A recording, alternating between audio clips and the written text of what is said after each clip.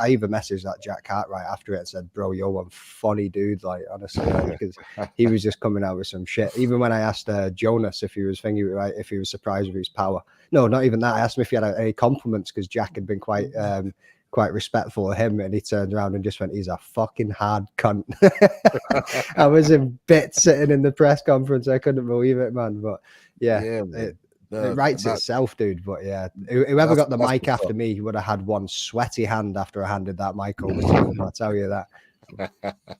That's what's up, man. Congratulations on that gig, man. Cheers, you know bro. what I mean? And here's to many more to come as well. And let me ask you, Yao, because you've done all this type of stuff before. I see you do it with the EFC fighters and being around them, having those conversations with those guys. You know what's that really? You know what's that really like? That energy, just being around them.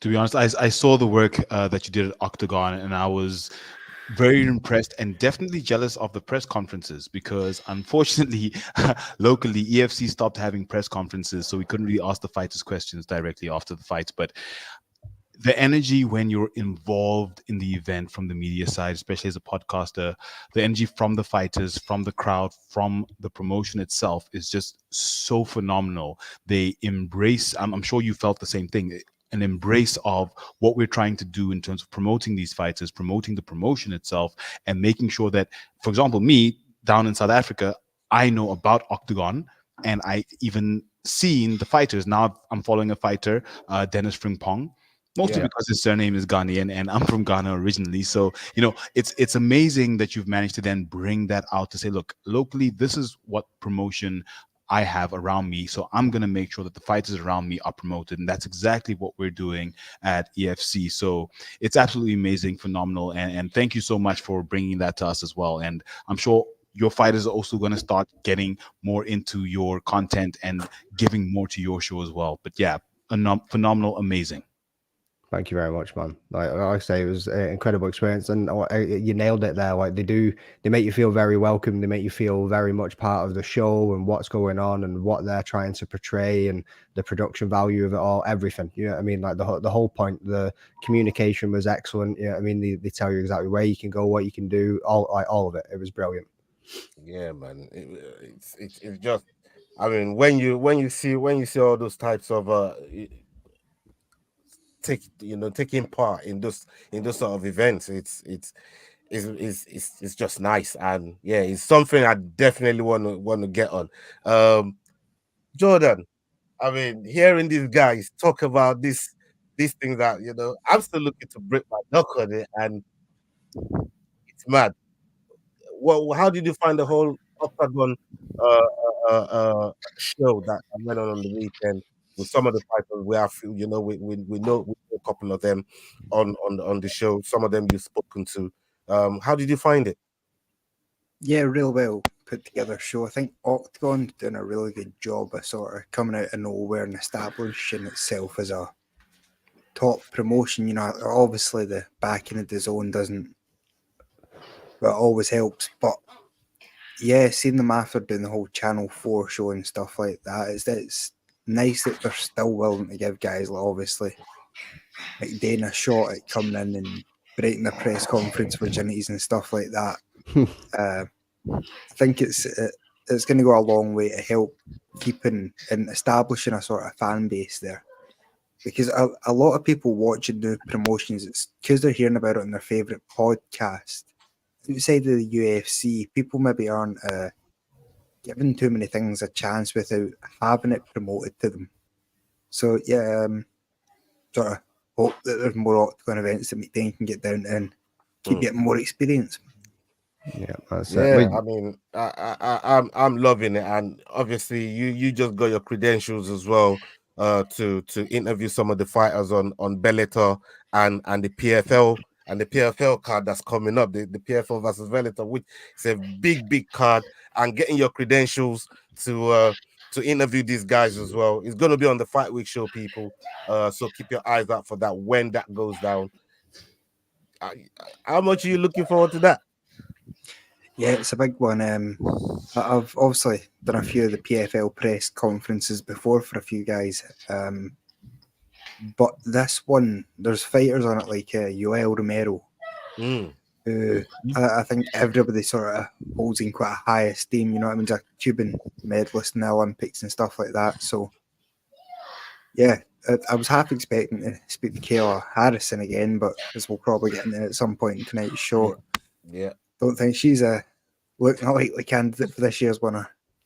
But yeah, another thing I was going to mention that I said to McDane earlier about us maybe interviewing a few guys from the IMMAF tournaments coming up, which is like guys like Makayev, Nicholas Dalby. Like, there's a whole list of sort of UFC fighters that came through that route, and fortunately, a guy that I used to work for now runs their PR side, and he's offered us basically unlimited access to any fighters we want to talk to from the games. So you never know, we might be able to get into on the ground floor for the next Makayev.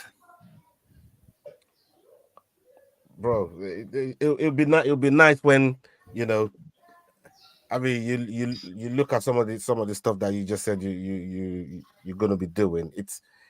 I just think it's incredible, and it's gonna be nice once you get that roll going. Once you get that roll going, yeah, man. Good things are coming for everyone in 2024, bro. You know what I mean? I just wanted to put that out there, let people know. You know, we're not just on here on video, just talking about stuff.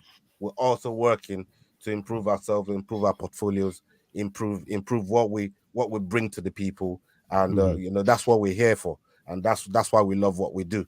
But let's get onto some topics that's been going on in the MMA world, and before I come to Jordan and McDane's favorite topic, the women's division, let me bring it to Yao. Yao, Ryan Clark is come out saying that the women's bantamweight division really should be shut down. There's no real competition there since Amanda Nunes is gone. I mean, just looking at the recent title fight that just happened between Bueno Silva and Raquel Pennington. When you look at the level for title fights, and you want to do a ranking, what was your excitement level from between 1 and 10 for that title fight between Bueno Silva and Raquel Pennington? I'll be honest, I feel terrible for saying this, but until the day before, or until after the fight, I didn't even know it was a title fight. I wish I was joking. I really do. I saw it as a fight. I'm like, oh, great, ladies are fighting. But I didn't even realize it was a title fight. So unfortunately, for some reason, the women's bantamweight division has lost its shine because Amanda Nunes was so dominant for so long. And when she retired, it literally created a vacuum. However, yes, there might be no excitement around those fights. And if you look at the quality of the fight itself, it's tricky to say about whether and how there should be more. But at the end of the day, all divisions always suffer at some point. It's a miracle that the middleweight division right now in the UFC isn't suffering, because Dricus and Sean managed to get us all very excited about that fight.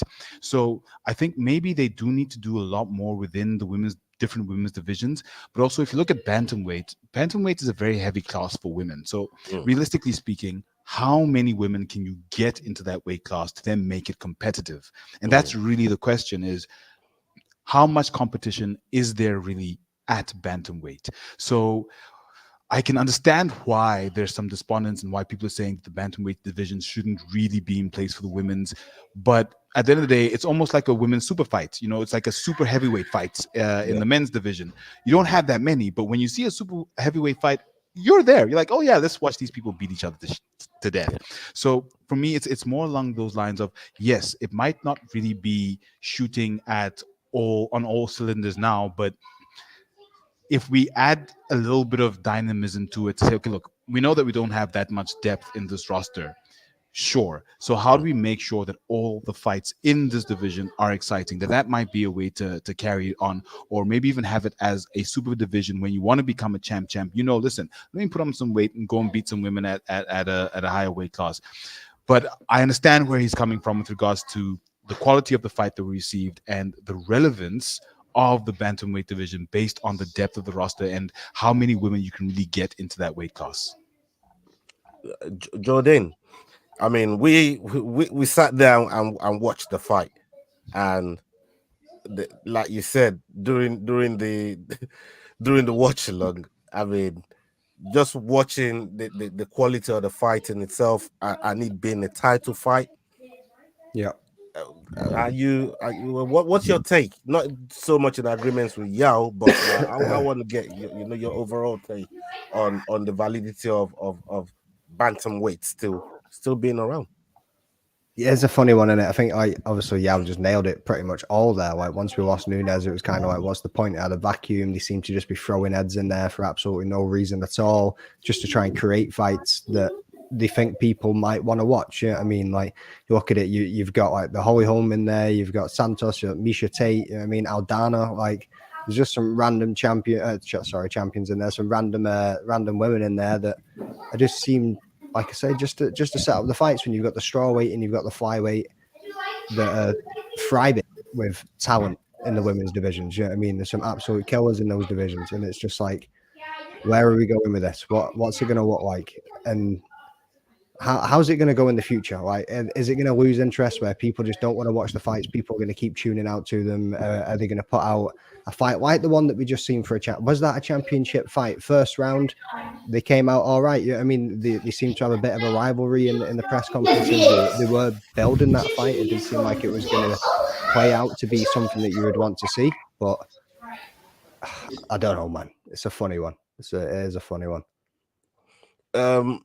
Jordan, this is something that's close to your heart because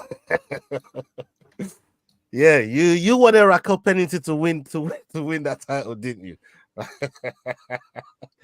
But look, jokes aside, when we're talking about the women's bantamweight division, I mean, I like that division when Nunes was there, running riots, taking on all these contenders. You know, your Jermaine Durand, the Miz, you know, your Ollie Holmes, you know, Ronda's she Cyborg went up and cleaned out Cyborg. Just literally carried that division on her back. Now she's gone. That vacuum is there. Nobody's really checking for it. I mean, Yao was right. The build-up was non-existent for that title fight. He didn't even know. I didn't really clock it to what doing the prediction show. To be fair, you know what I mean. Like the build-up was almost non-existent. What do you think? So women's 135 has always been sort of interesting because it was the original division for women. Mm-hmm. Like the whole reason for women's MMA was that division, and Ronda Rousey in particular. But if you remember, after Jordan's just she lost frozen to Holly Holm. Yeah, he's back.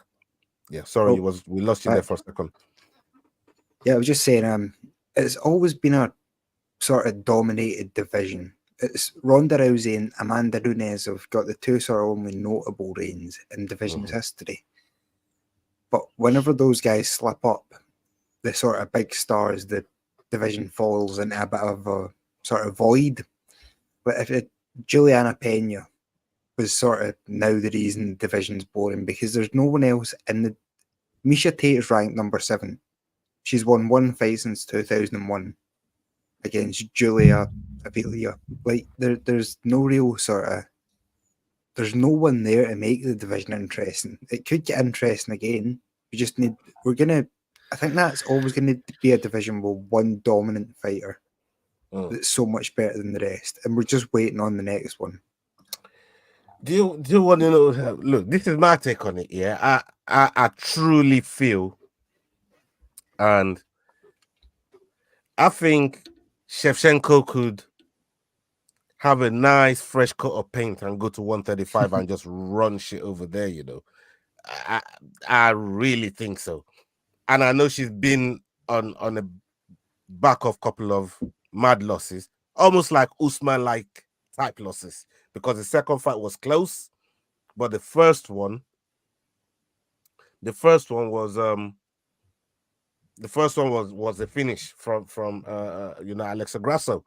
But I think if she goes up, just like Usman went up and faced somebody, I think she could go up there and actually take care of some of those bantamweights over there in the bantamweight division. What do you think, Yao?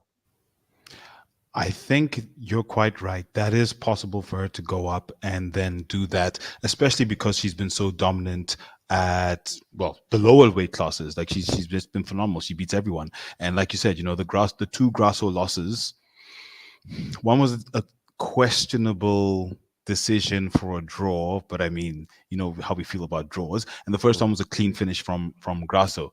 So if she went up, she would probably dominate, but then the question would then be asked, how does that help her legacy? Because who is she dominating? Then becomes the question.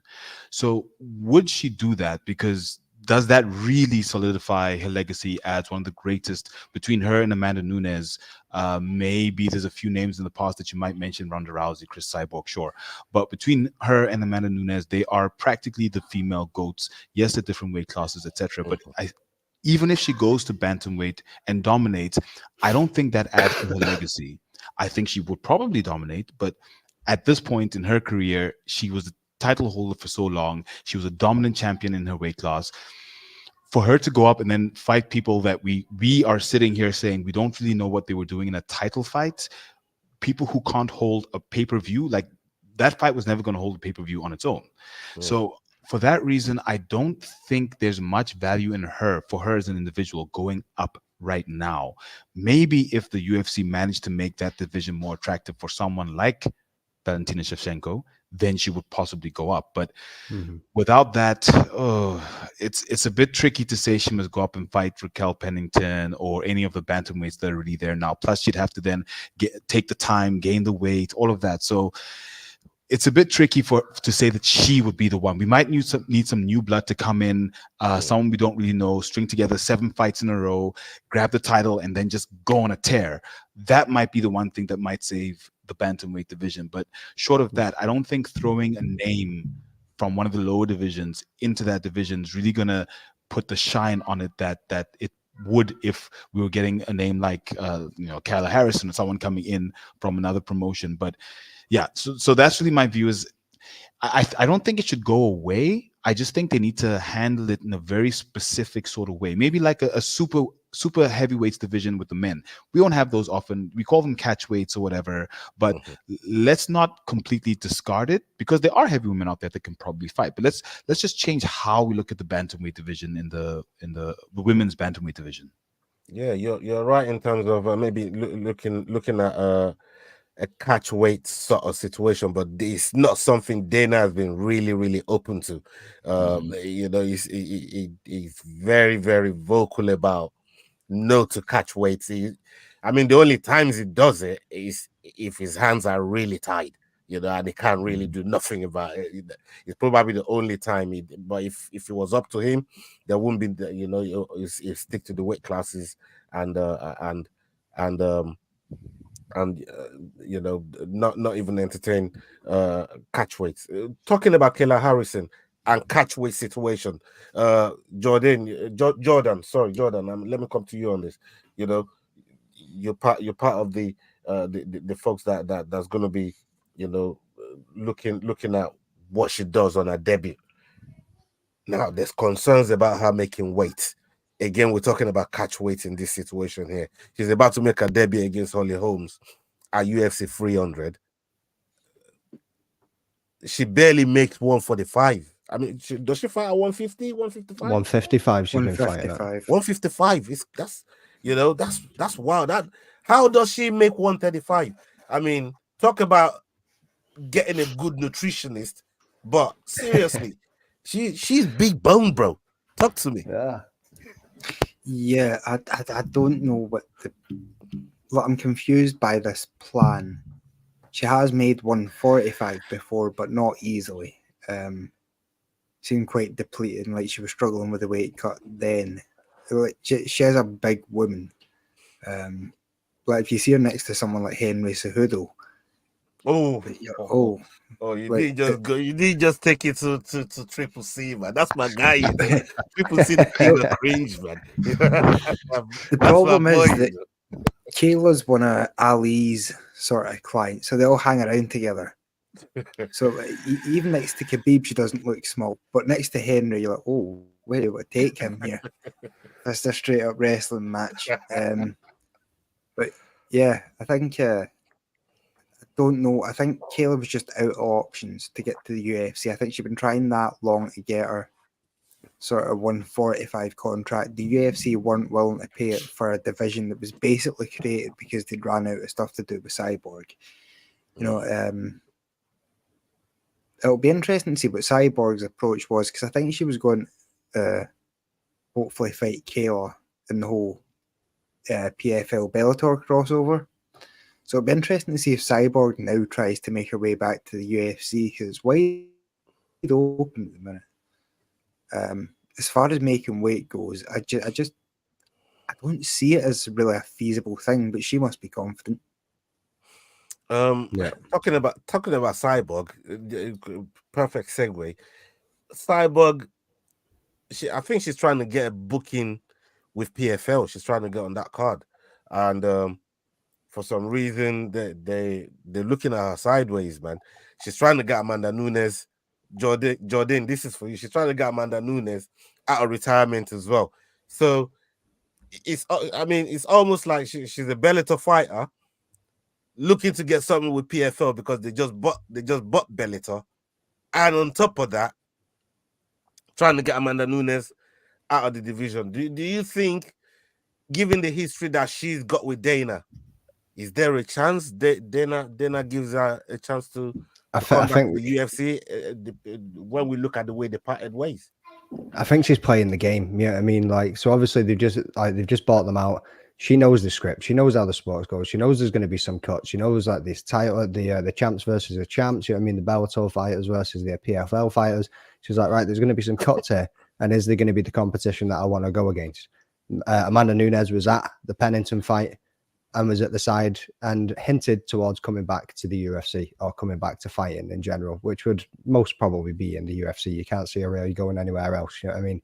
So I think she's just trying to put her hat in the mix. You know what I mean? She's just going, look, I'm over here just now, but if she comes back, I'd be interested in getting that scrap. And it would also be a way for her to get the foot in the door to be like, right, get me back into the UFC. And go. Oh, so the only thing I want to say is $1 million. If I was Amanda Nunes and someone said, come and fight for $1 million potentially, even if it's Cyborg, I'm there. But keep going. No, sweet. But how much does Amanda Nunes? Jesus Christ, Amanda Nunes made? Like, spit that one out, Jod. Like, so does $1 million entice her enough to go to a different promotion for one fight, where she could probably get multiple fights, end up with a title somewhere, and get the pay-per-view points and probably make more than $1 million anyway. You know what I mean? Like with the UFC. I get your point thoroughly, but I also think, is it going to be enough to entice her? Is it? Or will she stick with the bed that she already made? You know what I mean? And jump right back into that thing because it's already cozy and warm. You know what I mean? Like, and I think it also plays into the like as we were talking a minute ago against Kayla Harrison, like she's not going to be making 135 very easily. So as we also pointed out a second ago, like maybe why don't they chuck her into that bantamweight division and see where that goes? You know what I mean? That could be interesting because it's not going to be hard as a cut. It could potentially make the 145 in there. Yeah. So not for Cyborg anyways. Yeah, I know, but at the same time, like I said a second ago, for Shevchenko, who's that division gonna improve her legacy on? Probably not many people in there would add to her legacy. But if you're gonna throw somebody like Kayla Harrison in the mix, let's bang that one in there and see what happens. I think what they need, because I was gonna say it a second ago, but we kind of moved on from it as well. But I think as you mentioned, it needs. I don't think chucking somebody who's on already a polarizing figure or somebody like champion status is going to be any good for the bantamweight division. And it needs that fresh face. It needs that fresh blood to inject it, to get these people enticed to being a bit more competitive, to coming in and going, right, let's take this title, let's run with it. So I think all of this kind of you know what I mean, plays into each other. Everything that we've just discussed there is all a plausible outcome of all of it. I swear down, Leroy is the devil, man. I'm telling you, man. Leroy, he says I can't help but think where bad did I say when. She looks like Wanderlei Silva in a dress every time someone mentions her. Leroy, you're the devil, bro. I swear to God, man. I'm just a messenger. Don't shoot me.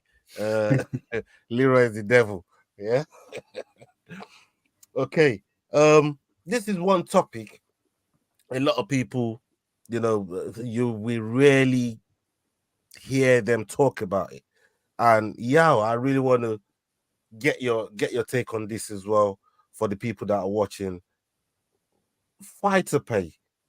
I mean, it's when we look at some of the fighters that are out there, right?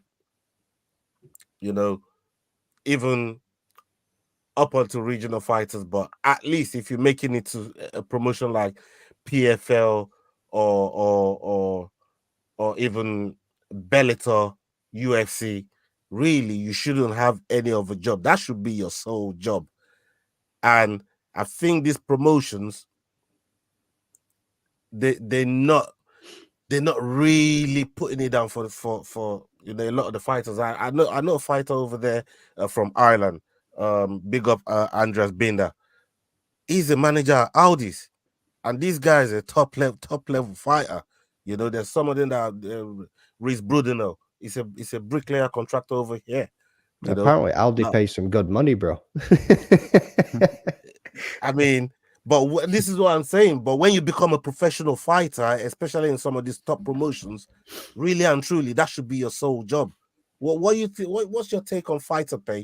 And should these fighters really should be, you know, be getting more pound for their buck, especially for what they put on the line to entertain, you know, the MMA fans all across the world. Even in your promotion at the EFC, I think some of those guys should be seeing a lot more money. What do you think? Honestly, that's a loaded question because yes, but Yeah, let's hear it. Yes, they should be seeing more pay, but at the end of the day, we also need to bear in mind that with the myriad of professions and industries across the globe, across everything, if everyone gets more pay, then, you know, like, how will economy survive? So yes, they probably should be looking at more pay, but not necessarily more pay, but more security. So specifically around things like healthcare. Every fighter should have a healthcare plan. Every fighter should be able to go to the chiropractor after a fight and get their body fixed up. Every fighter should have that opportunity to be able to continue fighting and continue doing what they're doing. Not necessarily the pay, because if you can fight, you get paid. If you can't fight, you don't get paid. And then, you know, it's sort of a disparity there to say, well, if you're going to pay me a lot for one fight and then I can never fight again, then what was really the point? So for me, it's not really about the pay, but it's more about securing the fighters within that profession with all those other things that come with fighting that need that support the fighters, not necessarily pay. Because if a fighter gets paid, what, 30 to 40% is going to the gym and all those expenses they incurred in order for them to train to get to that point of winning. Then you've got taxes. Then you've got. Next thing you know, they're sitting with 30% of their purse, 25%, 40%, a limited amount of their purse. So in that regard, how much more can you really increase the pay to cover that shortfall of almost 70% of whatever they get paid going elsewhere? So for me, it's not really about fighter pay. It's more about fighter support, making sure that we're putting in place the right structures, especially around healthcare, to make sure that the fighters are supported and they are able to do what they do as their profession, which is then fighting. So right now, there is no fighter support. A fighter is an independent contractor. If he gets injured, that's his problem. Bye. So that's why they need to have alternative employment and alternative options with regards to what they do in their lives other than fighting. So for me, I believe in fighter pay, but for me, that's not really the critical issue in making sure that these fighters can do what they do and make it their profession. It's about fighter support. That's really, really important. Jordan, let me come to you. I mean, this whole talk about fighter pay, fighter support, like Yao just mentioned just now, I heard on Shannon Sharp, big up Shannon Sharp. He's doing mad things with people like Cat Williams. If you haven't seen that Cat Williams interview, It's I don't know wild. where the fuck you've been. Go watch it. That guy is absolutely bonkers. I tell you, I love Cat Williams. I've been a big fan since Friday After Next Night. Big fan. I mean, crazy movie. But I saw Francis Ngannou on Shannon Sharp, and he was talking, around this topic as well, where these fighters they lie to the doctor before they go and fight with some of the shit that's going wrong with them, and then when they finish the fight, then they now add everything as part of the injury they sustained during the fight to get themselves fixed. And it shouldn't be like that. Some of these guys are having to train with bad knee, bad elbow, bad shoulder, bad this, bad that. But they can't tell the doctors because they're not on health insurance, like Yao mentioned earlier on. Like, this whole thing, and I know from what he just said, it doesn't necessarily have to be around the pay. But what's your take on say what we should really be looking at here to make it at least sustainable and better for the fighters? There's so much to unpack. I mean, like even as recent as Dennis Frimpong at the weekend told me that he's had a hand injury since the Bow fight. You know what I mean? Like, and how long ago was that fight? It's absolutely insane. And he was like, I was hesitant to put the power into some of his shots at the weekend there against Siraki. It cost him finishing the fight. Sorry to cut in. No. You're right. You're bang on, man. Like, because he, in the back of your head, you've got that little thing going, yeah, just be careful. You know what I mean? Because that's your career at the end of the day. That's what's making you money at the end of the day. And you're obviously not going to say that your hand's too sore to fight, because then you're not making money and you're not going to be able to do something that you love. So that's just like one piece of the entire package of fighter pay, isn't it? But again, like, so it's you need to think of it from the individual fighter, from the business background, like all of it. Yeah, I mean, it's not just as simple as fighters deserve more pay. Yes, they deserve more pay. I'm not going to sit here and say that they don't. You know what I mean? Like, they put their wife on the line. I mean, I forget the young man's last name, and I feel terrible because I know he's in a really bad position right now. That Ryan, the Irish fighter, Liam McCourt, and a few others talk about him. He ended up in a terrible accident in a fight. You know what I mean? And he's now, I think, paralyzed from the neck down. And these are consequences. Yeah, I forget his last name. And honestly, I was it's trying to rack through it a minute ago. So I was looking at Leroy. If you remember it, please put it in the chat so we can put it on. Man, I was trying to find it on my phone there, and I couldn't find it. But like, there is those consequences in this sport. It can be it can be a life ending. At the end of the day, you could take a head kick the wrong way, and boom, good night. You know what I mean? Yeah. Lights are out. And that's it. Like, so these people deserve more money for putting their life on the line. And then when you look at it from the business point of view, what are they bringing to the table that's adding to the package? So that's where you then get your superstars, where you get your Conor McGregors, where you get your draws. You know what I mean? You get your polls. You get the people that are bringing in the pay-per-view points. You get the people that are putting bums on seats, and then you'll get somebody that not so much many people know about. They've not got much of a personality. They're not really out there. They're not like bigging it up massively, and the fights might not be that exciting, but they're getting the job done at the end of the day. Yeah, I mean, there's so much, there's too much to go into. It's unbelievable. Like he nails it there with Yao nails it with health packages for sure. You then look at other.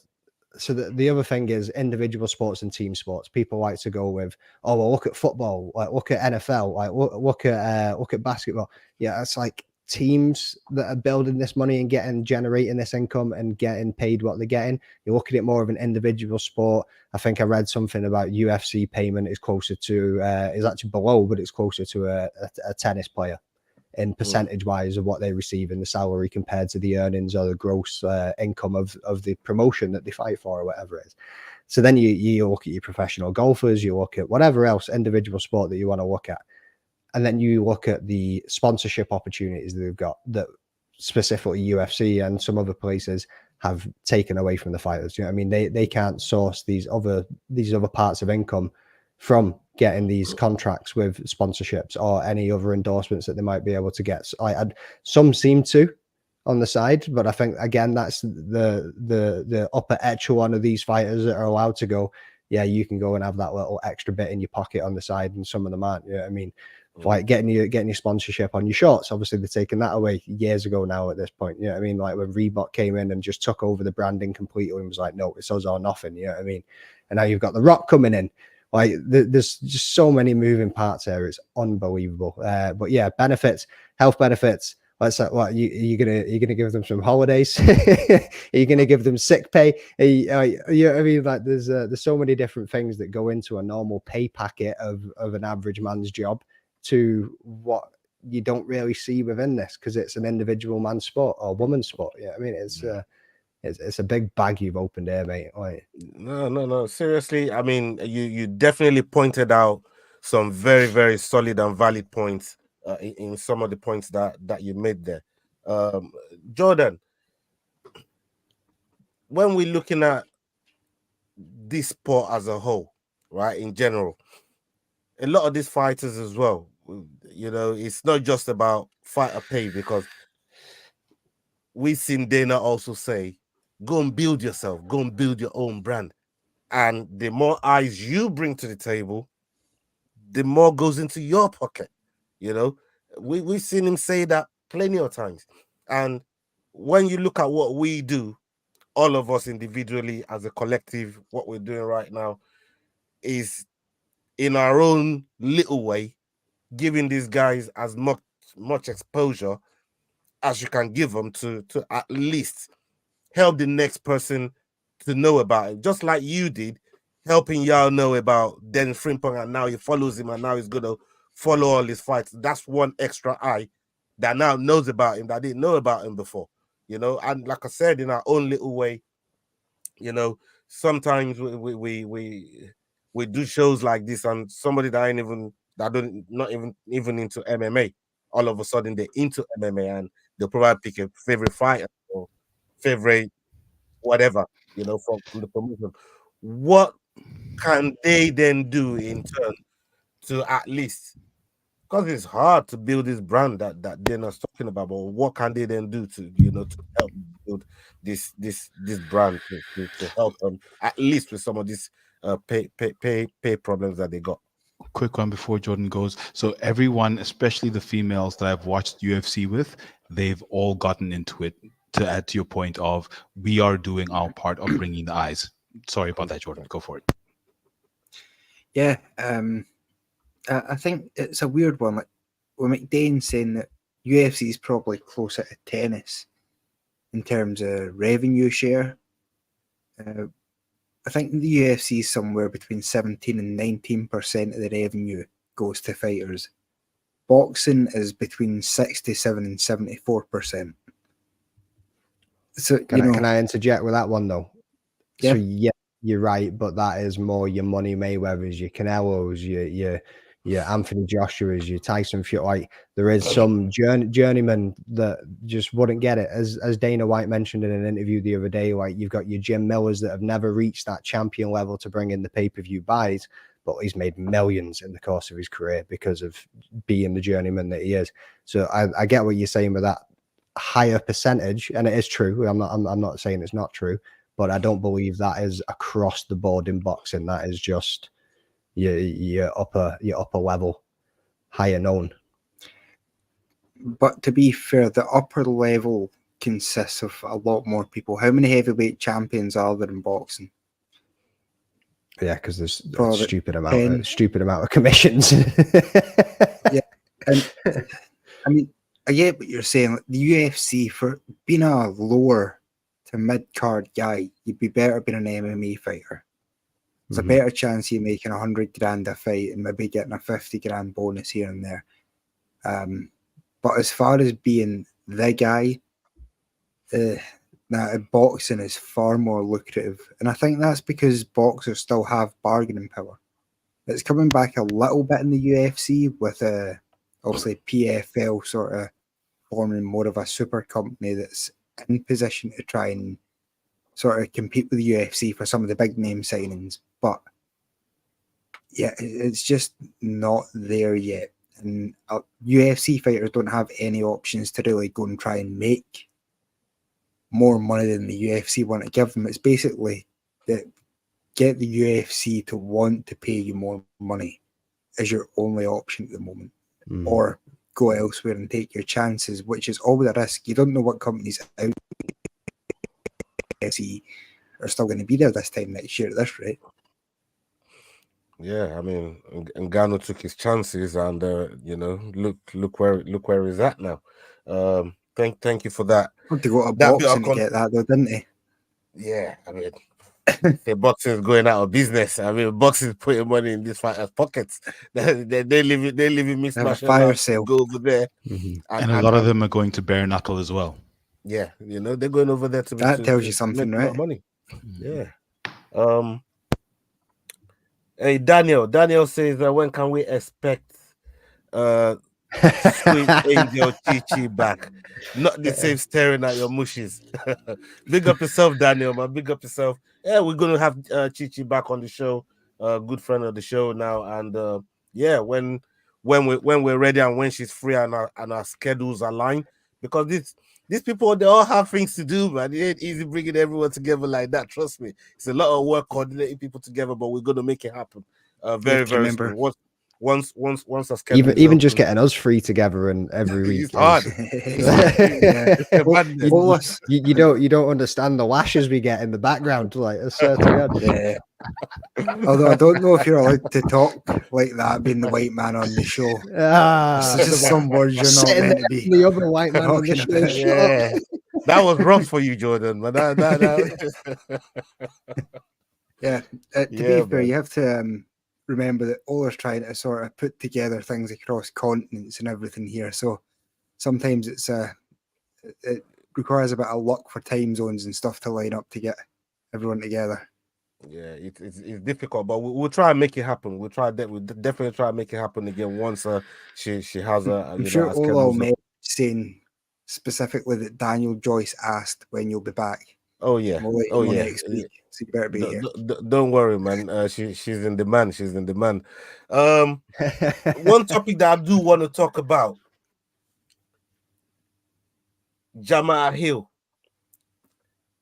Yeah, I'm gonna come to you on this. He's been talking a lot, especially after what went on recently with Dricos. Poaton obviously piping up and calling out, and not so much calling out Dricos, but saying maybe one last ride at 185, and we saw Dricos telling, mate, I dare you to come down here. Jamal Hill is feeling disrespected and feeling sidelined, brother. What is he valid in what he's saying? Nobody's really, he vacated the title. Like, is it valid in how he's feeling? And should he really be back in conversation? For title with someone like Poaton? Personally, my answer is in theory no, but Yuri Prohaska vacated, he got a title shot. So you can't discount Jamal's, I guess, intention of saying, listen, I'm here. Just because I vacated from an injury doesn't mean I should be sidelined. Actually, I'm a credible fighter and I'm the fighter you should be looking up to because I vacated on an injury. With all due respect to John Jones, I didn't just keep the title and say, no, wait for me and my injury. I said, listen, I'm injured right now. Let the division move on. So from that perspective, I have a lot of respect for him for having done that, because it takes a real man, a real fighter to say, listen, I got it. I just got it, but I can't continue right now. So I understand why he feels aggrieved by being sidelined by the UFC, by the fans, to be honest. But unfortunately, he isn't the other superstars in that division, or the other stars in that division, or the other former champions in that division. Everyone else seems to have a slightly brighter light. And I think that's really what's happening to Jamal Hill right now is he once he vacated the title, he started to more so put a lot of emphasis into the things he said and his podcast and calling people out and being opinionated, etc. But it doesn't seem to really be taking hold for some reason. We all hear it and we're like, oh, hey, former champ, and then we just kind of move on without really like throwing him into the hat of saying, look, this is the former light heavyweight champion. We need to give him some respect. We need to understand the fact that he vacated and that he needs either another opportunity or some way to work back towards the title, because that's what you do with someone who has vacated. So he's talking a lot, and I think he has a right to talk, but unfortunately, I don't think his talking is really going to help, because everyone else there is who we want to see. At this point, his most, for me, electrifying knockout, and don't get me wrong, if I look at the names on the list that he's actually beaten in his last 5 to 6 fights, he's got a good stake to say, listen, I've beaten Glover, I've beaten Johnny Walker, sure. But he's got a few names there that we can look at and say, look, maybe we should give him something, to give him at least 1 to 2 fights to get back to the title. Not even 2, 1 fight to potentially get back to the title. So I think having him there, saying what he's saying, doing what he's doing, is helping the division be strong and have depth. Because the one thing we always complain about is divisions with no depth. Hence, we have an issue with the women's bantamweight division. Yeah. So for me, it's very important for him to keep his voice and stake his claim to say, yes, you guys might be looking at 1, 2, or 3, but remember, this division's actually there's a lot of us in here that have the skill or a former champion, etc., etc. So for me, I'm enjoying the fact that he's talking. I'm not sure where it's going to go anytime in the near future. He probably needs to keep on and then hope there's another vacation or like some dominant win in the next fight, something. But yeah, that's my opinion. Jamal Hill, respect, but let's see when he can get back into title contention. Jordan, what about you? I mean, just look at the whole 205 division together. Obviously, this man, if he still feels like he's a champion, like my man said, he vacated on injury, but he must be thinking, I want to prove all of you wrong.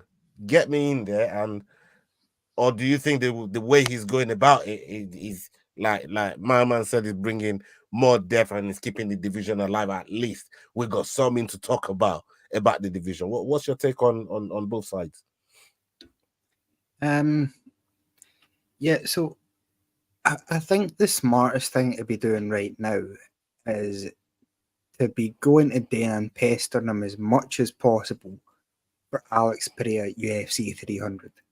Alex has made it perfectly clear that he wants to fight at UFC 300, and it's between Jamal Hill and Ankalaev at the moment. That's your top 2 contenders. But also on that card, just underneath them, Yuri's fighting Rakic, and either one could stake just as good a claim to be next in line after that fight. So you really need to be first in line here, or you could be waiting 2-3 fights by the time you've actually got your shot back. As far as Jamal Hill going to 185 again, every time I've seen him in the past year or 2, he's looked out of shape. He's looked sort of bloated and a bit overblown, and like he could make 185 if he really wanted to. So I don't know, maybe that might not be a terrible plan should he not get the next title fight. That's one hell of a way to look at it. I'm telling you, because is in a real sticky situation right now, and maybe the noise he's making is what's going to get him out of it. It's a sticky one for Jamal Hill. But let me get your overview on all of 205, Jordan, and where Jamal Hill actually fits in the whole story, in your eyes. One more fight, and then let's see where he goes from there. But who's that one more fight going to be against? It's funny, isn't it? Yeah, I mean, like, you had Jerry vacate, then you had Jamal vacate, and now we're going to it.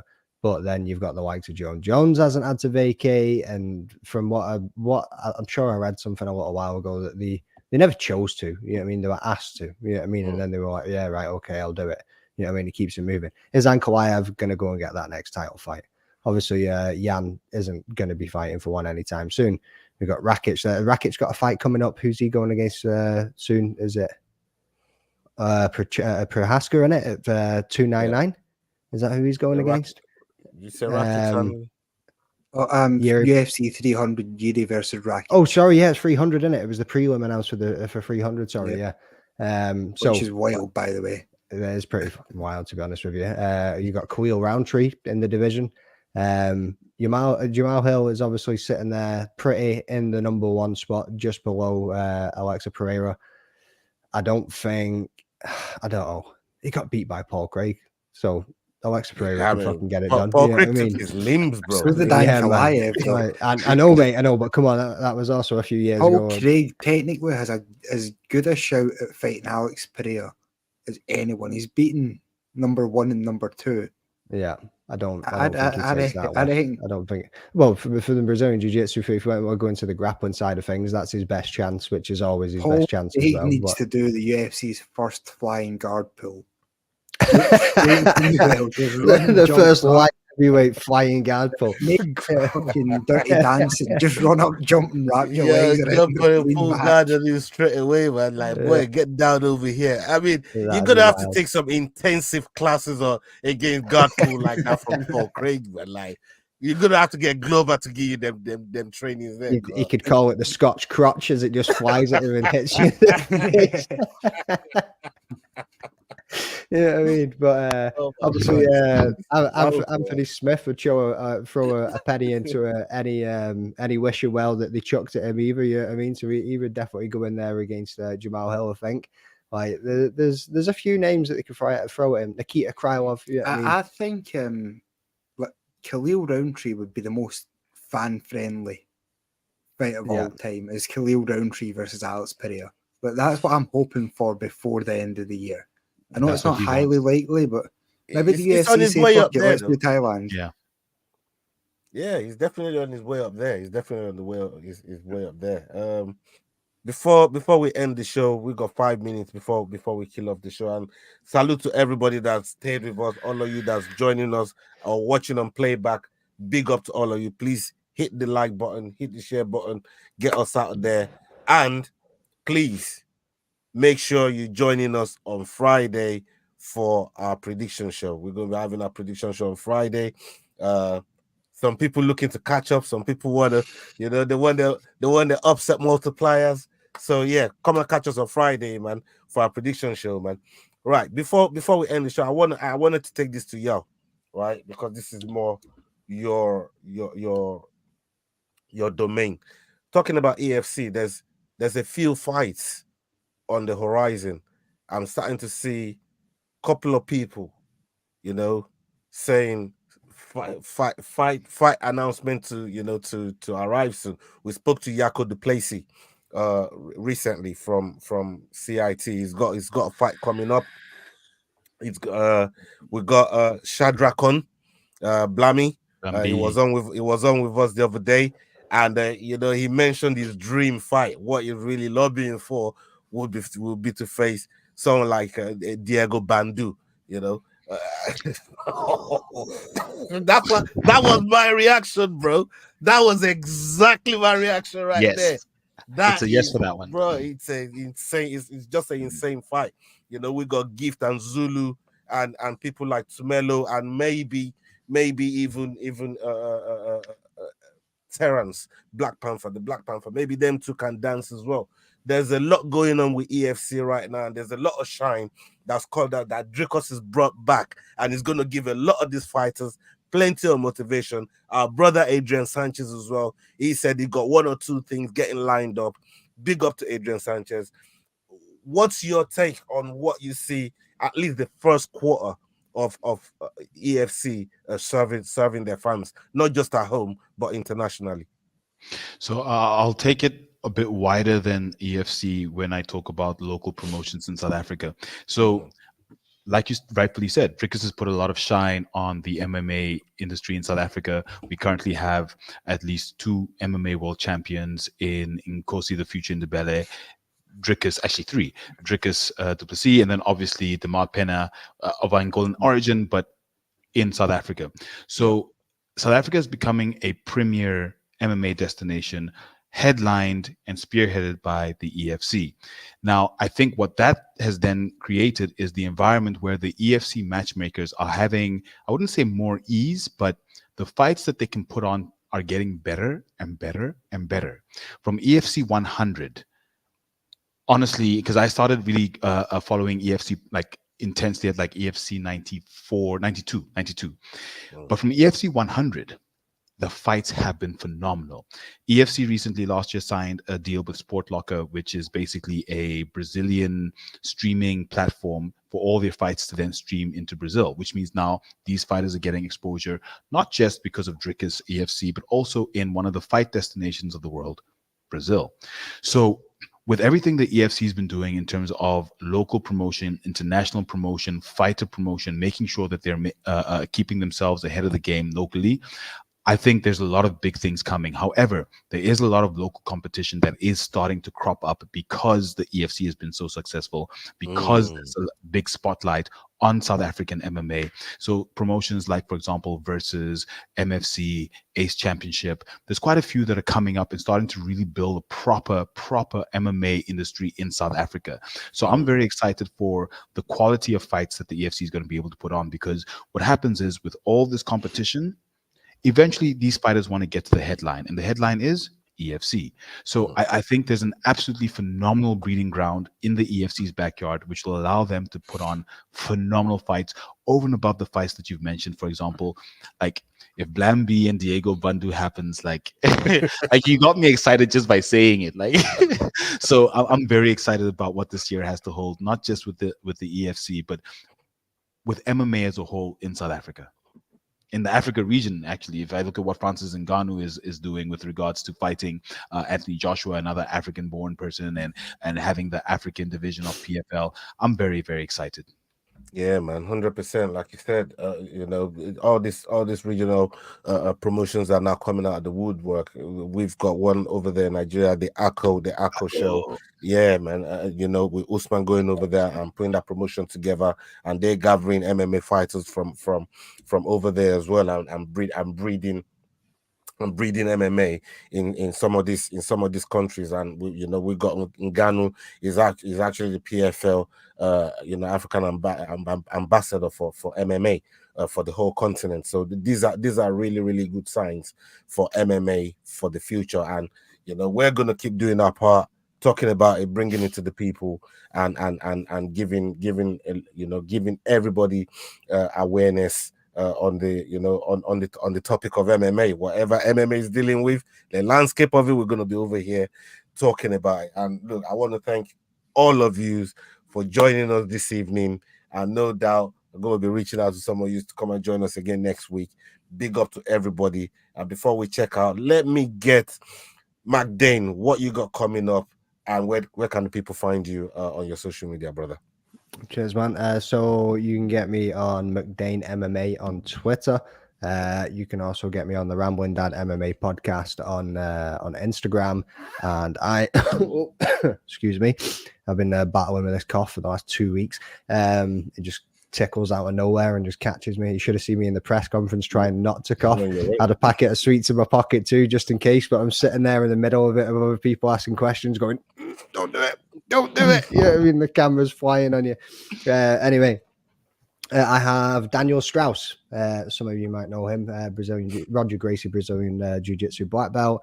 He's also play-by-play for Cage Warriors now, I believe, too. I mean, the man has some of the most craziest workout sessions you'll ever see in your life, and you might also know him for the jorts that he likes to wear whilst he's training. That's a big one, like. But so he's coming in on Sunday. I have another member of the community, Mom's Basement, Tyler MMA, coming on next weekend. I am trying to reschedule Reese McEwen because due to the weather conditions a couple of weeks ago, and him flying from Glasgow to Wales and ended up in Paris. Obviously he could, I see Yao there's like, that's a funny flight path to be taken. So it was crazy. A lot of people ended up in Paris whilst we were trying to fly to destinations in the UK from within the UK. It was, the winds were that bad. A few things lined up. It's all rocking and rolling. And as I said to you guys in the chat, I have also been granted an invitation back to Octagon again in Birmingham, April 20th. April. Yeah. I was gonna say it's 2 days from my anniversary. I'll say that to you. in the Nah, chat. man. April Yeah. 20th in Birmingham. So get your tickets, folks. You don't want to miss this one. It's going to be a banger. You've got Yeah, man. you've got Frimpong's probably going to be on that card. You've also got Big Shem back in the Octagon man. promotion. Big up as well, Shamrock. so. Big up Shamrock, man. Yeah, man, you're a busy man. Busy man. People go and support his work. Make sure you follow his page and go and subscribe to his channel as well, the Rambling Dad Podcast. Jordan, plug your channel, plug your pages, and tell the people what you're working on and what you got coming up. Yeah, I think so far this week we're just waiting on Leroy editing a couple of things. We've got an interview with Cage Warriors commentator Brad Wharton. Was meant to have him on for like 15-20 minutes, end up chatting away to him for about an hour. So that should be up on the channel sometime within the next 7 days. Apart from that, yeah, guess I'll see everybody on Friday for the prediction show. Yes, sir. Recently started the new season, so not too early to maybe jump in and play along at home if anybody wants to come see how we're betting this weekend. Yeah, man, 100%. Definitely going to be putting a couple of quid on some fights this weekend. So yeah, keep an eye on it. Go and support what Cage Scribe Jordan is doing. Go follow his page and support him as well. Yo, the Head Kick Podcast, please kick him in the head with a plug. Let them know what you're doing, what you got coming up, my bro. At Head Kick Pod, we have lots coming. Like I mentioned, we've got quite a few promotions that have started up recently in South Africa that we're also going to be covering. We're also moving into bare knuckle simply because it's really exciting. And a lot of MMA fighters go across the bare knuckle, as they say, to feel how real it is. So we're basically going to be doing BKFC. We're going to be covering TBK, which is Titan bare knuckle. We're going to be covering Ace Championship, which is looking at Muay Thai, Jiu-Jitsu, and MMA. And obviously, we're going to be doing EFC as well as MFC, which are both, and Versus, of course, because Versus is an amateur promotion that's now going pro. So that's also very exciting because 2 pro promotions. I mean, we're going to be sports for choice this coming year. So anything MMA in the Africa region, we're also going to be covering AKO show. Very excited about what they're doing in Nigeria. There's a new one that started out in the Gambia. So anything MMA on the African continent, we are there for it. At Head Kick Pod, all platforms. Listen, like, subscribe, comment. Very excited about this coming year at Head Kick Pod, and looking forward to doing more fight work with you at the Fight Week show. Like I absolutely love being on the show, guys. Thank you so much, Jordan McDane. Absolutely love it. And on Twitter, yes, we engage a lot during the Fight Week, McDane, on Twitter. I absolutely love your Twitter account. Cheers, bro. Yeah, man. 100% people. And well done on the delivery of that, man. That was smoother than anybody else has ever done in their life. The promotion of that was absolutely incredible. You know what I mean? And I think you make the rest of us sound like very lazy men there, given all the work that you've got way ahead of you. Like, nah, I mean these brothers, they put in the work. I'm a big fan of your work over there, and I just love what you guys do. I love the energy that you guys put on when you put out content, and fantastic guys to work with, and that goes for all of you as well, not just you, y'all. Even my white brothers over here,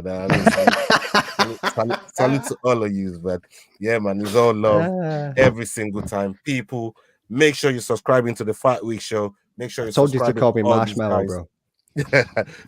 make sure you supporting all these guys, and up onto the next show, people. Hasta la vista. We're out. You're crazy. Kick him in the head.